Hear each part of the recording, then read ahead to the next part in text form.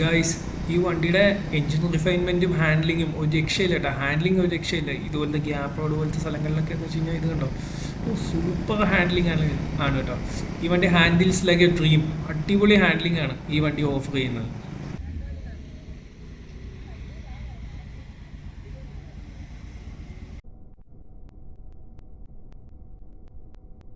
Hey guys, welcome back to another video. നമ്മുടെ Triumph വാങ്ങിച്ചിട്ട് ഇപ്പോൾ ഏകദേശം 10 മാസവും 10,000 കിലോമീറ്റേഴ്സും ആയിട്ടാണ്. അപ്പോൾ ഞാനിപ്പോൾ വിചാരിച്ചു വൈ നോട്ട് ഒരു ഓണർഷിപ്പ് റിവ്യൂ, ഒരു 10 മന്ത് ആൻഡ് 10,000 കിലോമീറ്റേഴ്സിൻ്റെ ഒരു ഓണർഷിപ്പ് റിവ്യൂ ചെയ്യാം എന്ന് വിചാരിച്ചു. ഈ 10,000 കിലോമീറ്റർ വണ്ടി ഓടിയിട്ട് വണ്ടി എങ്ങനെയുണ്ട്, വണ്ടിയുടെ പെർഫോമൻസ് എങ്ങനെയുണ്ട്, ഈ വണ്ടിയിൽ എനിക്ക് എന്തൊക്കെ ഇഷ്ടപ്പെട്ടു, എന്തൊക്കെ ഇഷ്ടപ്പെട്ടില്ല, അങ്ങനെ ഒരു റിവ്യൂ ചെയ്യുന്നത് നല്ലതായിരിക്കും എന്ന് വിചാരിച്ചു. ഒരുപാട് പേര് ഈ വണ്ടീനെക്കുറിച്ച് ചോദിക്കാറുണ്ട്. അപ്പോൾ അത് ഈ വണ്ടി എടുക്കാൻ ഉദ്ദേശിക്കുന്ന ആളുകൾക്ക് അതൊരു ഹെൽപ്ഫുൾ വീഡിയോ ആയിരിക്കുമെന്ന് ഞാൻ വിചാരിക്കുന്നു. അപ്പോൾ അങ്ങനെയാണെങ്കിൽ നമുക്ക് അതിൻ്റെ വീഡിയോ ഒന്ന് ചെയ്തു നോക്കാം. So welcome to the video guys. First എടുത്ത് പറയേണ്ടത് ഈ വണ്ടിയുടെ ഡിസൈൻ തന്നെയാണ് കേട്ടോ. ഭയങ്കര നല്ല ഡിസൈനാണ് കണ്ടോ. അതായത് വളരെ പ്രീമിയം ആയിട്ടുള്ള ഡിസൈനാണ്, ഭയങ്കര ഫിറ്റ് ആൻഡ് ഫിനിഷാണ്. ഓരോ ബോൾസും കണ്ടോ, ട്രയംഫ് ഡിസൈൻ ചെയ്തേക്കുന്നുണ്ടോ, ഓരോ ബോൾസും അത് കാണാൻ തന്നെ നല്ല രസമാണ്. ഈ ഫിൻസിൻ്റെ ഒന്നും ആവശ്യം ഇവിടെ ഇല്ല ആക്ച്വലി. എന്നാലും ആ ഫിൻസൊക്കെ കൊടുത്ത്, ഇതൊരു ലിക്വിഡ് കൂൾഡ് എഞ്ചിനാണ്. അപ്പോൾ എന്നിട്ട് പോലും ആ ഫിൻസൊക്കെ കൊടുത്ത് ആ ഫിൻസിൻ്റെ ഒന്നും ആവശ്യം ഇതിലില്ല ആക്ച്വലി. എന്നാലും അവരുടെ പ്രീമിയം ബിഗ് ബൈക്സിന് എങ്ങനെയാണോ അതൊക്കെ കൊടുത്തേക്കുന്നത്, അതായത് സ്ട്രീറ്റ് ട്വിന് അതുപോലത്തെ വണ്ടികൾക്ക്, അതുപോലത്തെ റെട്രോ ക്ലാസിക് ബൈക്കുകൾക്കൊക്കെ എങ്ങനെയാണോ കൊടുത്തേക്കുന്നത് അതുപോലെ തന്നെ കൊടുത്ത് ഇതിന് ഭയങ്കര നല്ലൊരു ഡിസൈൻ ഇതിന് ഈ ട്രയംഫ് കൊടുത്തിട്ടുണ്ട്. ചീപ്പ് ഡിസൈൻ അല്ല, നല്ല ഫിറ്റ് ആൻഡ് ഫിനിഷാണ് വണ്ടിക്കുള്ളത്. നല്ല ക്വാളിറ്റി ഉള്ള ഡിസൈനാണ് വണ്ടിക്കുള്ളത്. പിന്നെ എടുത്തു പറയേണ്ടത് ഈ വണ്ടിയുടെ എൻജിനും ഗിയർ ബോക്സും തന്നെയാണ് കേട്ടോ. ഭയങ്കര സ്മൂത്തായിട്ടുള്ള എൻജിനാണ്, ഭയങ്കര നൈസായിട്ടുള്ള എൻജിനാണ്. 40 PS പവറും ഏകദേശം 39 ന്യൂട്ടൺ മീറ്റർ ടോർക്കും പ്രൊഡ്യൂസ് ചെയ്യുന്ന TR സീരീസ് 400 എൻജിനാണ്. ഭയങ്കര നല്ലൊരു എൻജിനാണ്, നല്ല റിഫൈൻഡാണ്, ഓടിക്കാൻ നല്ല രസമാണ്. നമുക്കങ്ങനെ വൈബ്രേഷൻ കാരണം മടുപ്പ് തോന്നുന്ന ഒരു പരിപാടിയില്ല. അപ്പോൾ അതുകൊണ്ട് ഭയങ്കര നല്ല ഡിസൈൻ, നല്ലൊരു ഗിയർ ബോക്സും കൂടെയാണ്. നല്ല അൾട്രാ സ്മൂത്തായിട്ടുള്ള ഗിയർ ബോക്സാണ്, നല്ല പക്ക സ്ലിക്ക് ഷിഫ്റ്റ്സ് ആണ്. പിന്നെ ക്ലച്ചാണെങ്കിലും ക്ലച്ച് ഭയങ്കര ലൈറ്റാണ്. നമുക്ക് സിറ്റി ട്രാഫിക്കിലാണെങ്കിലും മനൂവർ ചെയ്ത് കൊണ്ടു നടക്കുക പറ്റിയൊരു എൻജിൻ ആൻഡ് ഗിയർ ബോക്സ് കോമ്പിനേഷനാണ്. പിന്നെ ഇതിൻ്റെ ലോവർ എൻഡ് ടോർക്ക് ഭയങ്കര നല്ലതാണ്, അത് എടുത്തു പറയേണ്ട ഒരു കാര്യമാണ്. അതായത് നമുക്ക് ഇപ്പോൾ സ്ക്രാംബ്ലറിലാണെങ്കിലും സ്പീഡിലാണെങ്കിലും ഗിയറിങ്ങിൽ ഒരു ചെറിയൊരു വ്യത്യാസമുണ്ട്. എന്നാലും ഈ രണ്ട് ബൈക്സിനും ഈ ലോവർ എൻഡ് ടോർക്ക് നന്നായിട്ടുണ്ട്. അതുകൊണ്ട് തന്നെ നമ്മൾ ഒരുപാട് റിവ്യൂ ചെയ്യേണ്ട ആവശ്യമില്ല. ഇതിൻ്റെ ആ ടോർക്ക് നമുക്ക് ഫീൽ ചെയ്യാൻ വേണ്ടി ഒരുപാട് റിവ്യൂ ചെയ്യേണ്ട ആവശ്യമില്ല. ചെറിയൊരു RPM തന്നെ ഈ വണ്ടി എടുത്തുകൊണ്ട് പോകും. അത് നമുക്ക് എപ്പോഴാണ് ഗുണമെന്ന് വെച്ച് കഴിഞ്ഞാൽ, സിറ്റിയിൽ ഓടിക്കുമ്പോഴത്തേനും സിറ്റിയിൽ നമുക്ക് ഫസ്റ്റ്, സെക്കൻഡ്, തേർഡ് ഇതൊക്കെ തന്നെ ഇടാൻ പറ്റുള്ളൂ. പക്ഷേ എന്നാലും നമുക്ക് ഇത് എൻജിൻ ഓഫാകാതെ ഇതിന് അത്രയും ടോർക്ക് ഉള്ളത് കൊണ്ട് തന്നെ, ഇതിൻ്റെ ഗിയറിങ് അത്രയും നല്ലതായതുകൊണ്ട് തന്നെ, അത്രയും ടോർക്കി ആയിട്ടുള്ള ഗിയറിങ്, ലോവർ എൻഡ് ടോർക്ക് കിട്ടുന്നതുകൊണ്ട് തന്നെ നമുക്ക് ഈ ഒരു ഗിയർ ഹയർ, ഇപ്പോൾ നോർമലി ഒരു 3rd ഗിയറിൽ ഓടിക്കേണ്ട വണ്ടിയാണെങ്കിൽ നമ്മൾ 4th ഗിയറിൽ പോയാലും എൻജിൻ സ്റ്റോളിങ്, നോക്കിങ് അങ്ങനത്തെ പ്രോബ്ലംസ് ഒന്നും വരില്ല. വണ്ടി കൈ കൊടുത്താൽ തന്നെ ഇൻസ്റ്റൻ്റായിട്ട് റെസ്പോണ്ട് ചെയ്ത് എടുത്തുകൊണ്ട് പോവുകയും ചെയ്യും. ഈ വണ്ടിയുടെ ത്രോട്ടിൽ റെസ്പോൺസ് ഭയങ്കര ക്വിക്കാണ്. നമ്മൾ കൈ കൊടുക്കുമ്പോൾ അപ്പം തന്നെ ഈ വണ്ടി കയറും. ഭയങ്കര ഈ റൈഡ് ബൈ വയർ ആയതുകൊണ്ട് നല്ലൊരു ത്രോട്ടിൽ റെസ്പോൺസാണ്, ഇൻസ്റ്റൻ്റാണ്. അതായത് ലാഗൊന്നുമില്ല. ഞാൻ ഈ വണ്ടി എടുക്കുന്നതിന് മുമ്പ്, എൻ്റെ പ്രീവിയസ് വീഡിയോയിൽ പറഞ്ഞിട്ടുണ്ട്, എടുക്കുന്നതിന് മുമ്പ് ഞാൻ ഹിമാലയൻ ടെസ്റ്റ് റൈഡ് ചെയ്തായിരുന്നു, പുതിയ ഹിമാലയൻ 450. അതും ഒരു നല്ല ജെം ഓഫ് ആൻ എഞ്ചിനാണ്, ഭയങ്കര നല്ലൊരു എഞ്ചിനാണ്, എനിക്ക് ഇഷ്ടപ്പെട്ടു. പക്ഷേ അതിൻ്റെ ത്രോട്ടിൽ റെസ്പോൺസും ഈ ട്രയംഫിൻ്റെ ത്രോട്ടിൽ റെസ്പോൺസും കമ്പയർ ചെയ്യുമ്പോഴത്തേനും അതൊരു മില്ലി സെക്കൻഡ് ലാഗ് ചെയ്യുന്നുണ്ട്. പക്ഷേ ഈ ട്രയംഫിന് ആ ലാഗേ ഇല്ല. അതായത് നമ്മൾ ത്രോട്ടിൽ റെസ്പോൺസ് എന്ന് പറഞ്ഞാൽ അത്രയ്ക്ക് ബ്രൂട്ടലാണ്, ഇൻസ്റ്റൻ്റാണ്. നമ്മൾ നല്ലൊരു പവർഫുള്ളായിട്ടുള്ള ബൈക്ക് ഓടിക്കുമ്പോൾ എങ്ങനെയാണോ നമുക്ക് ഫീൽ ചെയ്യുന്നത് അതുപോലെയാണ്. ഒബ്വിയസ്ലി ഹിമാലയനും നല്ല ത്രോട്ടിൽ റെസ്പോൺസാണ്, പക്ഷേ അത് ഒരു മില്ലി സെക്കൻഡ് ലാഗ് എടുക്കുന്നതായിട്ട് എനിക്ക് തോന്നിയിട്ടുണ്ട്. ഞാൻ ഹിമാലയൻ മാത്രമല്ല ഗോറില്ലയും ഓടിച്ചായിരുന്നു. ഗോറില്ലയുടെ ഗിയറിങ് കുറച്ചും കൂടെ നല്ലതാണ്. പക്ഷേ ഇതിൻ്റെ രണ്ടിൻ്റെയും ത്രോട്ടിൽ റെസ്പോൺസിനേക്കാളും കുറച്ചും കൂടെ നല്ലത് സ്ക്രാംബ്ലറിൻ്റെയും സ്പീഡിൻ്റെയും ത്രോട്ടിൽ റെസ്പോൺസാണ്. ഭയങ്കര ഇൻസ്റ്റൻ്റാണ്, അത് നല്ല അഡിക്റ്റീവും കൂടെയാണ് കേട്ടോ. പിന്നെ എടുത്തു പറയേണ്ട മറ്റൊരു കാര്യം എന്ന് വെച്ച് കഴിഞ്ഞാൽ ഇതിൻ്റെ സീറ്റിംഗ് എർഗണോമിക്സ് ആണ്. ഇത് ആക്ച്വലി ഒരു ടോളായിട്ടുള്ളൊരു വണ്ടിയാണ്. അതായത് 835 mm ആണ് ഇതിൻ്റെ സീറ്റ് ഹൈറ്റ് വരുന്നത് കേട്ടോ. 835. ഞാൻ 5 feet 9 ആണ്. പക്ഷേ എനിക്ക് ടിപ്പ് ടോ ചെയ്യാനേ പറ്റത്തുള്ളൂ. രണ്ട് കാലും ഫ്ലാറ്റ് ഫുട്ട് ആവത്തില്ല. പക്ഷേ നമ്മൾ ഹൈറ്റ് ഒരു പ്രശ്നമായിട്ട് എനിക്ക് തോന്നുന്നില്ല. 5'6" ഉള്ള ആൾക്കാരും 5'6" മാത്രം ഹൈറ്റുള്ള ആൾക്കാർ പോലും ഈ സ്ക്രാംബ്ലർ ഓടിച്ചുകൊണ്ട് നടക്കുന്നുണ്ട്. അതൊക്കെ ഓരോരുത്തരുടെ സ്കില്ലാണ്. നമ്മൾ ഹൈറ്റ് കുറവാണെന്ന് വിചാരിച്ച് നമ്മൾ ഒരു ബിഗ് ബൈക്ക് ഓടിക്കാതിരിക്കേണ്ട ആവശ്യമില്ല. അപ്പോൾ അതുകൊണ്ട് ആ സ്കില്ല് നമ്മൾ ഓവർ ടൈം അക്വയർ ചെയ്യുകയാണ് ചെയ്യുന്നത്. അതുകൊണ്ട് ഹൈറ്റ് ഒരു പ്രോബ്ലമായിട്ട് എനിക്ക് തോന്നുന്നില്ല. ഇതിൻ്റെ സീറ്റിംഗ് പൊസിഷൻ, ഞാൻ പറഞ്ഞു വന്ന കാര്യം എന്ന് വെച്ചാൽ ഇതിൻ്റെ സീറ്റിംഗ് പൊസിഷൻ, ഇതിൻ്റെ എർഗണോമിക്സ്, റൈഡിങ് ട്രയാങ്കിൾ എല്ലാം പക്ക അപ്രൈറ്റാണ്. അതുകൊണ്ട് തന്നെ നല്ല സുഖമാണ്. ഞാൻ ലോങ് റൈഡൊക്കെ പോകാറുണ്ട്. ആ ലോങ് റൈഡിലൊന്നും യാതൊരുവിധ ഫാറ്റീഗും തോന്നാറില്ല. നല്ല പക്ക സ്ട്രെയിറ്റ് ആയിട്ടാണ് ഇതിലിരിക്കുന്നത്. ക്രൗച്ച് സ്പീഡിലാകുമ്പോൾ കുറച്ചും കൂടെ ഒന്ന് സ്പോർട്ടി ആയിട്ടുള്ളൊരു പൊസിഷനാണ്. പക്ഷേ സ്ക്രാംബ്ലറിലേക്ക് വരുമ്പോഴത്തേനും നല്ലൊരു ഈ 5'9" ആയിട്ടുള്ള എനിക്ക് കറക്റ്റാണ്. ഇപ്പോൾ ഒരു 5'6" ആണെങ്കിൽ നമ്മൾ ഒരു ഹാൻഡിൽ ബാർ റൈസറും കൂടെ ആഡ് ചെയ്യുകയാണെങ്കിൽ ഈ ഹാൻഡിൽ കുറച്ചും കൂടെ നമ്മുടെ ഫ്രണ്ടിലേക്ക് വരും. അങ്ങനെയാണെങ്കിൽ ഒട്ടും ഫാറ്റീഗ് ഉണ്ടാവില്ല. ഇപ്പോൾ നമ്മളൊരു 5'9", ഒരു 5'8", 5'9" ഒക്കെ എല്ലാവർക്കും കറക്റ്റായിരിക്കും. അതിന് എബോവുള്ള ആൾക്കാർക്കും കറക്റ്റായിരിക്കും. അപ്പോൾ നമ്മളിപ്പോൾ ഒരു 5'6" ഉള്ളൂ എങ്കിലും നമ്മളൊരു ഹാൻഡിൽ ബാർ റൈസർ കൂടെ ആഡ് ചെയ്ത് കഴിഞ്ഞാൽ ഈ ഹാൻഡിൽ കുറച്ചും കൂടെ മുമ്പോട്ട് വരും. അപ്പോൾ ഇതിൻ്റെ റൈഡിങ് പോസ്റ്ററും റൈഡിങ് ട്രയാങ്കിളും ഒക്കെ ഭയങ്കര നല്ല രസമാണ്. ഭയങ്കര കംഫർട്ടബിൾ ആയിട്ടുള്ള ഒരു റൈഡിങ് പൊസിഷനാണ് ഈ വണ്ടിക്കുള്ളത് കേട്ടോ. എനിക്ക് ഭയങ്കര ഇഷ്ടമാണ്. ലോങ് റൈഡ്സിന് പറ്റിയൊരു വണ്ടിയാണ്. ഞാൻ ഈ വണ്ടി ഇങ്ങോട്ട് കൊടൈക്കനാലൊക്കെ പോയിട്ടുണ്ട്. ഒട്ടും ഫാറ്റിഗ് തോന്നുന്നില്ല. ഈ വണ്ടിയുടെ മറ്റൊരു സവിശേഷത എന്ന് വെച്ച് കഴിഞ്ഞാൽ ഇതിൻ്റെ മറ്റൊരു അഡ്വാൻറ്റേജ് എന്ന് വെച്ചാൽ ഇതിൻ്റെ സസ്പെൻഷനാണ് കേട്ടോ. ഈ ഫ്രണ്ടും ബാക്കും സസ്പെൻഷൻ ഒരു സ്ക്രാംബ്ലറിന് പറ്റിയ രീതിക്കാണ് കൊടുത്തേക്കുന്നത്. ഇതൊരു പക്ക ഓഫ് റോഡർ അല്ല. പക്ഷേ ഇത് എല്ലാം ചെയ്യുന്നൊരു വണ്ടിയാണ്. ഇതൊരു do it all kind of ബൈക്കാണ് കേട്ടോ. സ്ക്രാംബ്ലർ എന്ന് പറയുന്നത് തന്നെ ഒരു do it all kind of ബൈക്കാണ്. എല്ലാം ചെയ്യും ഈ വണ്ടി. നമുക്ക് റോഡിൽ ഇതിൻ്റെ റോഡ് മാനേഴ്സ് ഭയങ്കര നല്ലതാണ്. ഇതിൻ്റെ റോഡ് മാനേഴ്സ് ഭയങ്കര നല്ലതാണ്. ഹൈവേ അടിപൊളിയാണ്. ഇനി ട്രെയിൽ റൈഡിങ് അടിപൊളിയാണ്. നിങ്ങൾ കണ്ടിട്ടുണ്ടാവും. ഞാൻ ഈ വണ്ടിയും കൊണ്ട് വാഗമണ്ണും പോയിട്ടുണ്ട്, തൊണ്ടമൻ ഫോർട്ട് പോയിട്ടുണ്ട്. അപ്പോൾ അങ്ങനെ ഓഫ് റോഡ് ഞാൻ ഇടയ്ക്ക് കൊണ്ടുപോകാറുണ്ട്. ഈ ഓഫ് റോഡ് ട്രെയിൽ റൈഡിങ്ങിലൊന്നും ഈ വണ്ടിക്ക് ഒരു കുഴപ്പമില്ല കേട്ടോ. കാരണം ഈ ലോവർ എൻഡ് ടോർക്ക് ഉള്ളതുകൊണ്ട് തന്നെ നമുക്ക് ജസ്റ്റ് ഒന്ന് ത്രോട്ടിൽ ഓഫ് റോഡ് മോഡിട്ടിട്ട് ജസ്റ്റ് ഒന്ന് ത്രോട്ടിൽ ഒന്ന് അഡ്ജസ്റ്റ് ചെയ്യുമ്പോൾ തന്നെ ഈ വണ്ടി സുഖമായിട്ട് കയറിപ്പോകും. ഞങ്ങൾ തൊണ്ടമൺ ഫോർട്ട് പോയ സമയത്ത് ട്രയംഫിൻ്റെ ടൈഗർ സ്റ്റക്കായ സ്ഥലത്ത് പോലും സ്ക്രാംബ്ലർ ഈസി ആയിട്ട് കയറിപ്പോകും. അതാണ് ഈ വണ്ടിയുടെ പ്രത്യേകത. കാരണം വെയിറ്റ് ഇല്ല, പക്ഷേ നല്ല പവറുണ്ട്. ഇൻസ്റ്റൻറ്റ് പവർ ഡെലിവറി ഉണ്ട്. അപ്പോൾ അതുകൊണ്ട് തന്നെ നല്ല രസമാണ്. ഇത് ഓഫ് റോഡ് കൊണ്ടുപോകാനാണെങ്കിലും ഓഫ് റോഡ് ട്രെയിൽസ് കൊണ്ടുപോകാനാണെങ്കിലും നല്ല ഇതാണ്. ഇത് പറഞ്ഞാൽ 19 ഇഞ്ച് വീൽസാണ് ഫ്രണ്ടിൽ, ബാക്കിൽ 17 ഇഞ്ച് വീൽസാണ് വരുന്നത്. പക്ഷേ ഈ സസ്പെൻഷൻ എന്ന് വെച്ച് കഴിഞ്ഞാൽ ഓഫ് റോഡ് കൊണ്ടുപോകുമ്പോൾ നമുക്ക് അങ്ങനെ ഹാർഡായിട്ടുള്ള സസ്പെൻഷൻ അല്ല. എന്നാൽ ഹൈവേ ഓടിക്കുമ്പോൾ അത്ര സോഫ്റ്റ് ആയിട്ടുള്ള സസ്പെൻഷനും അല്ല. നമ്മൾ അറിയാതെ വല്ല സ്പീഡ് ബംസിലൊക്കെ കയറുവാണെങ്കിലും നമ്മുടെ കയ്യിൽ നിന്ന് വണ്ടി പോകുന്ന ഒരവസ്ഥയില്ല. ആകെ ഒരു തവണ മാത്രമേ ഉള്ളൂ എൻ്റെ ബാക്ക് സസ്പെൻഷൻ ബോട്ടമെൻറ്റ് ചെയ്തിട്ടുള്ളൂ. അല്ലാതെ വണ്ടിക്ക് യാതൊരുവിധ പ്രശ്നവും പറ്റിയിട്ടില്ല കേട്ടോ. ആക്ച്വലി ഭയങ്കര നല്ലതാണ് ഇതിൻ്റെ സസ്പെൻഷൻ. ഭയങ്കര നല്ലതാണ്. 10/10 ആണ് ഇതിൻ്റെ സസ്പെൻഷൻ. ഭയങ്കര നല്ല സസ്പെൻഷനാണ്. സ്ക്രാംബ്ലറിലേക്ക് വരുമ്പോൾ എനിക്ക് ഇഷ്ടപ്പെട്ട മറ്റൊരു കാര്യം കൂടെ ഇതിൻ്റെ ഈ ട്വിൻ എക്സോസ്റ്റ് ആണ് കേട്ടോ. ഈ ട്വിൻ എക്സോസ്റ്റിൽ നിന്നുള്ള ഈ എക്സോസ്റ്റ് നോട്ട് ഭയങ്കര രസമാണ്. മറ്റുള്ള വണ്ടികൾക്കൊക്കെ എന്ന് പറയുമ്പോഴത്തേക്കും നമ്മൾ എക്സോസ്റ്റ് ചേഞ്ച് ചെയ്യണം, അല്ലെങ്കിൽ എയർ ഫിൽറ്റർ ചേഞ്ച് ചെയ്യണം. അപ്പോഴൊക്കെ നമുക്ക് ആ ഒരു നല്ല സൗണ്ട് കിട്ടത്തുള്ളൂ. പിന്നെ നമ്മളൊരു ഇറങ്ങുവാണെങ്കിൽ ഒരു സെക്കൻഡ് ഗിയറിലൊക്കെയാണ് ഇറങ്ങുമ്പോൾ സെക്കൻഡ് ഗിയറിലൊക്കെയാണ് ഇറങ്ങുന്നതെങ്കിൽ ഇതിൽ നിന്ന് മറ്റേ പോപ്സ് വരും. ടപ്പ് ടപ്പ് ടപ്പ് എന്നും പറഞ്ഞിട്ട് ഇത് പോപ്പ് ചെയ്ത് ഇങ്ങനെ പൊട്ടാറുണ്ട്. ഇത് നമ്മൾ കൈ കൊടുക്കുമ്പോഴൊക്കെ നല്ല സൗണ്ടാണ് ഇതിന്. അതുകൊണ്ട് ഇതിൻ്റെ എക്സോസ്റ്റിൻ്റെ സൗണ്ട് ഭയങ്കര അഡിക്റ്റീവാണ്. എനിക്ക് ഭയങ്കര ഇഷ്ടമാണ്. ട്രയംഫിൻ്റെ ഈ 400cc വരുന്ന ബൈക്സിൻ്റെ മറ്റൊരു അട്രാക്റ്റീവ് പോയിൻ്റ് എന്ന് പറഞ്ഞു കഴിഞ്ഞാൽ ഇതിൻ്റെ സർവീസ് കോസ്റ്റാണ് കേട്ടോ. ഇത് സർവീസ് ചെയ്യേണ്ടത് ആദ്യത്തെ 1000 കിലോമീറ്റേഴ്സിൽ സർവീസ് ചെയ്യണം. പിന്നെ ഇതിൻ്റെ സർവീസ് ഇൻ്റർവെൽ വരുന്നത് 16,000 കിലോമീറ്റേഴ്സാണ്. 16,000 കിലോമീറ്റേഴ്സിലാണ് ഇതിൻ്റെ സെക്കൻഡ് സർവീസ് വരുന്നത്. അപ്പോൾ നല്ലൊരു സർവീസ് ഇൻ്റർവെൽ ഈ വണ്ടിക്ക് വരുന്നുണ്ട്. പക്ഷേ ഞാൻ ഒരിക്കലും പറയില്ല ഒരു 16,000 വരെ നമ്മൾ സർവീസ് ചെയ്യാൻ വെയിറ്റ് ചെയ്യണമെന്ന്. ഞാൻ എങ്ങനെ വന്നാലും ഒരു 10,000 കിലോമീറ്റേഴ്സ് ആകുമ്പോൾ ഇപ്പോൾ ഇതിൻ്റെ ഓയിൽ ഞാൻ ചേഞ്ച് ചെയ്യാൻ പോവുകയാണ്. അതാണ് ഞാനിപ്പോൾ ഒരു റിവ്യൂ ചെയ്യാനും കൂടെ കാരണം. അപ്പോൾ എന്തൊക്കെയാണ് ഈ വണ്ടിക്ക് എന്തെങ്കിലും പ്രോബ്ലംസ് ഉണ്ടോ, ഞാൻ ഇതുവരെ എന്തൊക്കെ ഫേസ് ചെയ്തിട്ടുണ്ട്, അങ്ങനത്തെ ഒരു വീഡിയോയും കൂടെയാണ് ഞാൻ ഈ ഉൾപ്പെടുത്താൻ ഉദ്ദേശിക്കുന്നത്. അപ്പോൾ ഇതിനൊരു ലോങ്ങറായിട്ടുള്ള സർവീസ് ഇൻ്റർവെല്ല് കമ്പനി കൊടുത്തിട്ടുണ്ട് 16,000 കിലോമീറ്റേഴ്സ്. ഇപ്പോൾ ഫസ്റ്റ് സർവീസ് കഴിഞ്ഞ സമയത്ത് ഞാൻ ഇതിൻ്റെ ഓയിൽ ചേഞ്ച് ചെയ്തായിരുന്നു. പിന്നെ ഫസ്റ്റ് സർവീസിൽ നമ്മുടെ ഓയിൽ ഫിൽറ്റർ മാറും, അതിൻ്റെ ഓറിങ്സ് മാറും, പിന്നെ അതിൻ്റെ സോഫ്റ്റ്വെയറും അപ്ഡേറ്റ് ചെയ്യും. ഇത്രയും കാര്യങ്ങളാണ് ഫസ്റ്റ് സർവീസിൽ ചെയ്യുന്നത്. പിന്നെ അതിൻ്റെ നട്ട് ബോൾട്ട് എന്തെങ്കിലുമൊക്കെ ലൂസ് ഉണ്ടോ അതൊക്കെ ഒന്ന് ടൈറ്റൊക്കെ ചെയ്ത് നന്നാക്കി ചെയിൻ ലൂബൊക്കെ ചെയ്ത് തരും. ഇത് ഇത്രയും ചെയ്തതിന് 2200 രൂപയുള്ളൂ. ഇതിൽ 2 ലിറ്റർ ഫുള്ളി സിന്തറ്റിക് ഓയിലാണ് വരുന്നത്. അത് തന്നെ ഒരു 1400 1500 സംതിങ് വരും. അപ്പോൾ തന്നെ നിങ്ങൾക്ക് ആലോചിക്കാം ലേബർ കോസ്റ്റ് കാര്യങ്ങളെല്ലാം ട്രയംഫിൻ്റെ ബൈക്ക് ഈ 400 സീരീസ് ബൈക്കിന് അധികം കൂടുതലല്ല.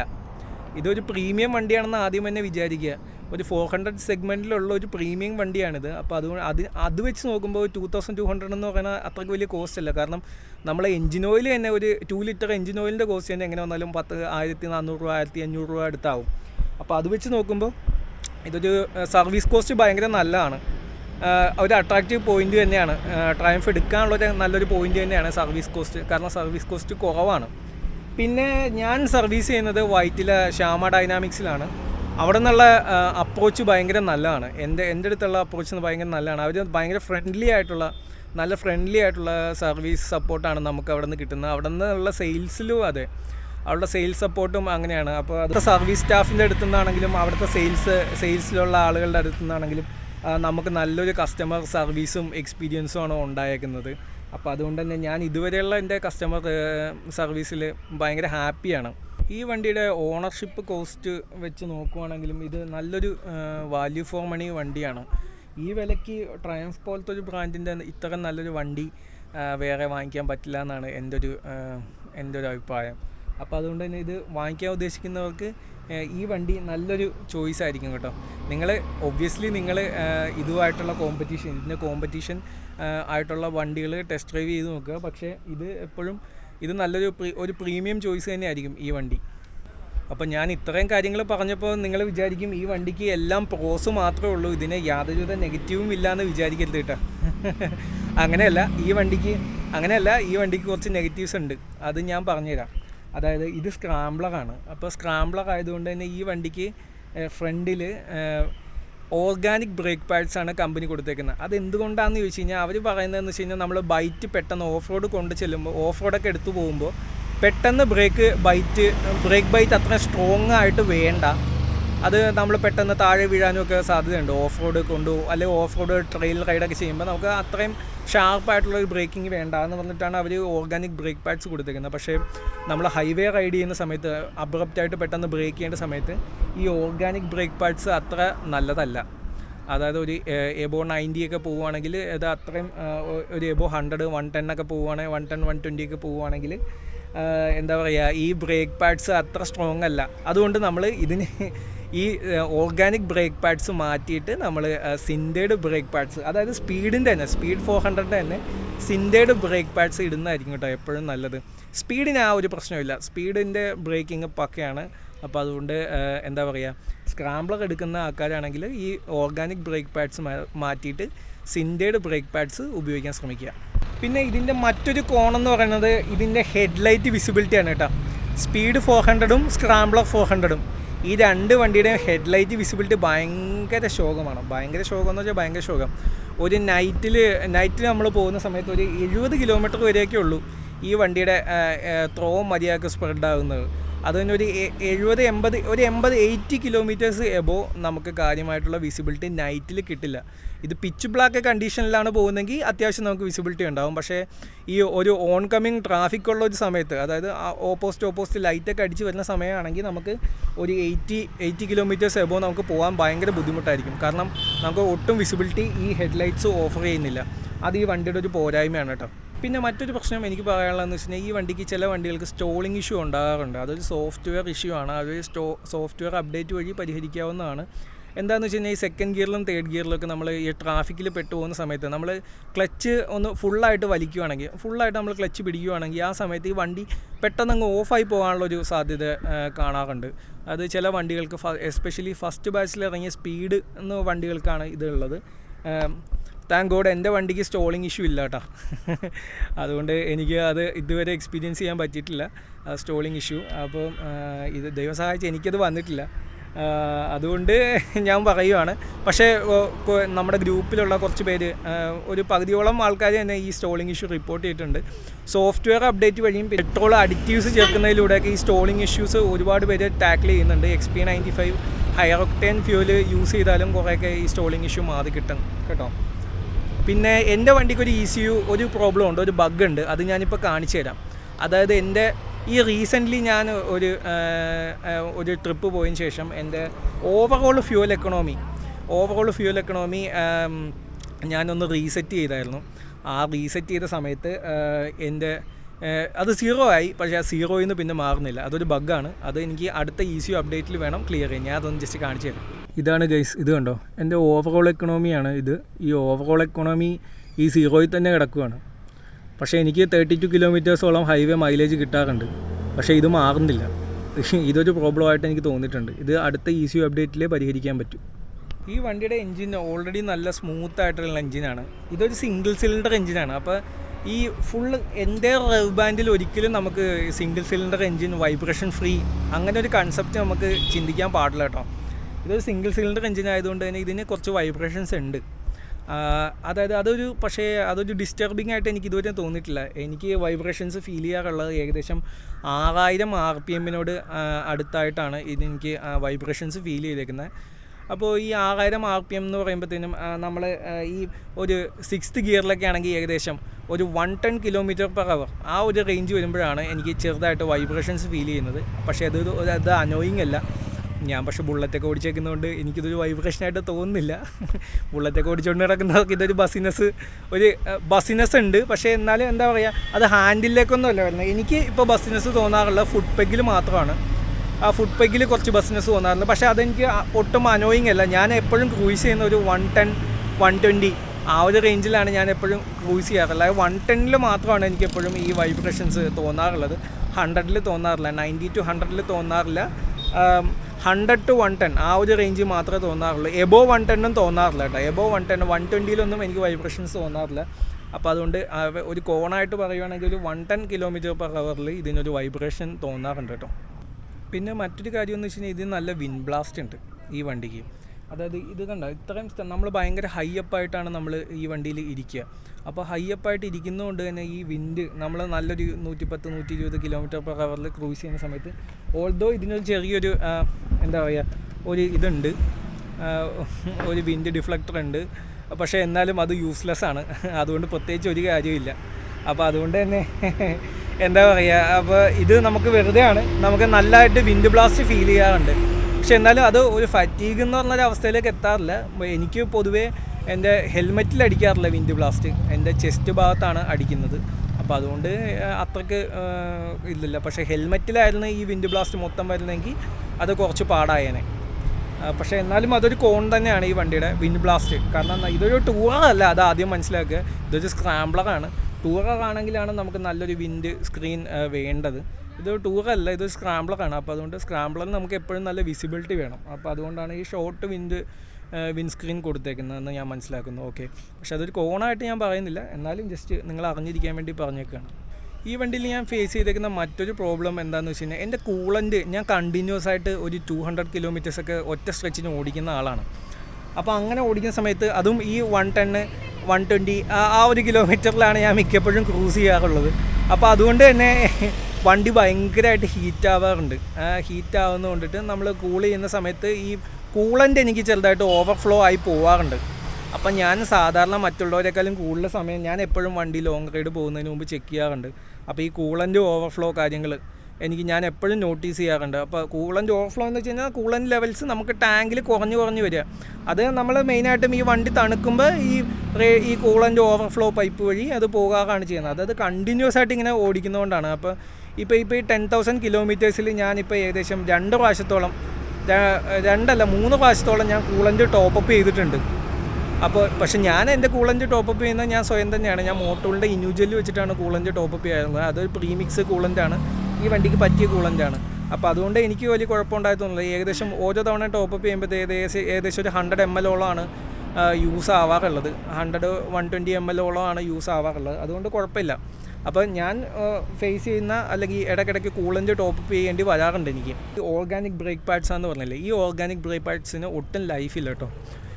എനിക്ക് ഈ organic brake pads actually 8,000 km എനിക്ക് ഫ്രണ്ടും ബാക്കും കിട്ടിയത്. ഞാൻ ഫ്രണ്ടും ബാക്കും ഏകദേശം 60-40 എന്നുള്ളൊരു റേഷ്യോയിൽ പിടിക്കുന്ന ആളാണ്. അപ്പോൾ അതുകൊണ്ട് തന്നെ എനിക്ക് 8000 കിലോമീറ്റേഴ്സോളം ലാസ്റ്റ് ചെയ്തു. പക്ഷേ ഒരുപാട് പേർക്ക് ഈ വണ്ടിയുടെ ഒരു 2000 കിലോമീറ്റേഴ്സ് 3000 കിലോമീറ്റേഴ്സ് തന്നെ ഈ ബ്രേക്ക് പാഡ്സ് തീർന്നു പോകാറുണ്ട്, ഓർഗാനിക് ബ്രേക്ക് പാഡ്സ്.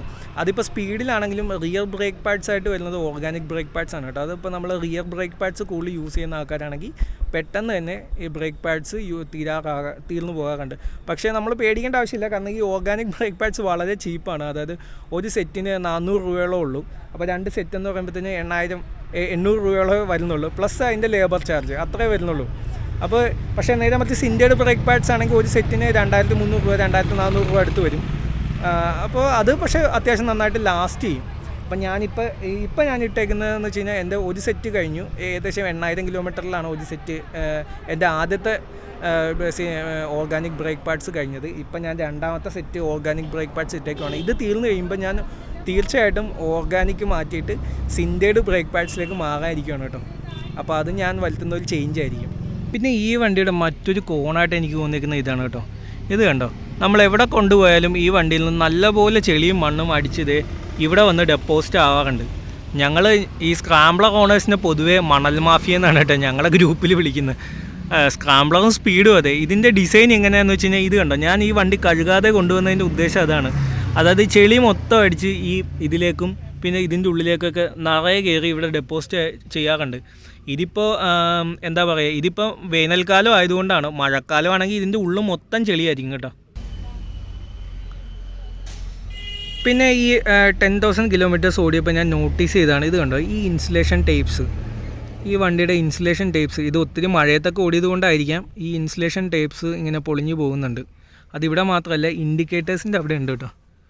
ഇതിങ്ങനെ കാണിച്ചു തരുമെന്ന് അറിയില്ല. ഇതിപ്പോൾ ഗൈസ് ഇത് കണ്ടോ, ഈ കാണാൻ പറ്റുമെന്ന് അറിയില്ല. ഇവിടെ ഈ ടേപ്പ് ഇത് ഇങ്ങനെ പറഞ്ഞു നിൽക്കുക കണ്ടോ,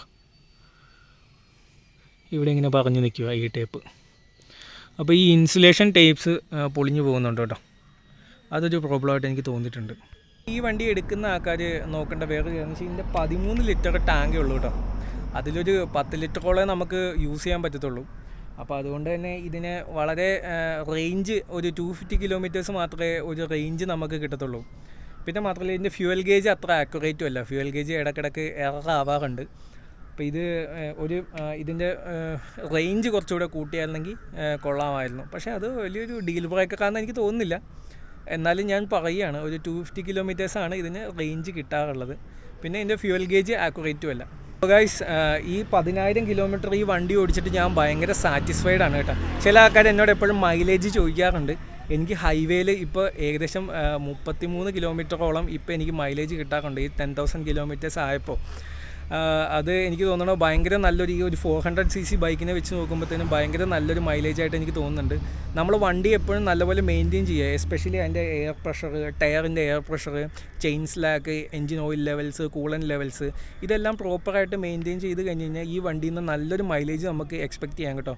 ഞാൻ എപ്പോഴും പ്രീമിയം പെട്രോളൊന്നുമല്ല അടിക്കുന്നത്, ഞാൻ എപ്പോഴും നോർമൽ പെട്രോൾ തന്നെയാണ് അടിക്കാറുള്ളത്. നയരയെന്നാണ് മിക്കപ്പോഴും ഞാൻ അടിക്കാറുള്ളത്. പക്ഷേ നല്ലൊരു പെർഫോമൻസാണ് എനിക്ക് കിട്ടിക്കൊണ്ടിരിക്കുന്നത്. അപ്പോൾ അതുകൊണ്ട് നിങ്ങളും ഈ വണ്ടി പ്രീമിയം പെട്രോൾ മാത്രമേ ഈ വണ്ടിയിൽ അടിക്കാൻ പറ്റൂ എന്നുള്ള ചിന്തയൊന്നും വേണ്ട. നോർമൽ പെട്രോളിൽ ഓടാനും കൂടെ വേണ്ടിയാണ് ഈ വണ്ടി ഡിസൈൻ ചെയ്തേക്കുന്നത്. എപ്പോഴും ഹയർ ഒക്ടൈൻ പെട്രോളാണ് IC എൻജിൻസിന് എപ്പോഴും നല്ലത്. അപ്പോൾ ഗൈസ്, ഇന്നത്തെ വീഡിയോ ഇത്രയുള്ളൂ ഗൈസ്. അപ്പോൾ ഈ വീഡിയോ നിങ്ങൾക്ക് ഇൻഫോർമേറ്റീവ് ആയി ഒരു ഡിസിഷൻ മേക്ക് ചെയ്യാൻ ഇത് ഹെൽപ്ഫുള്ളായി എന്ന് വിചാരിക്കുന്നു. അപ്പോൾ മറ്റൊരു വീഡിയോയിൽ കാണാം. Happy riding. Take care.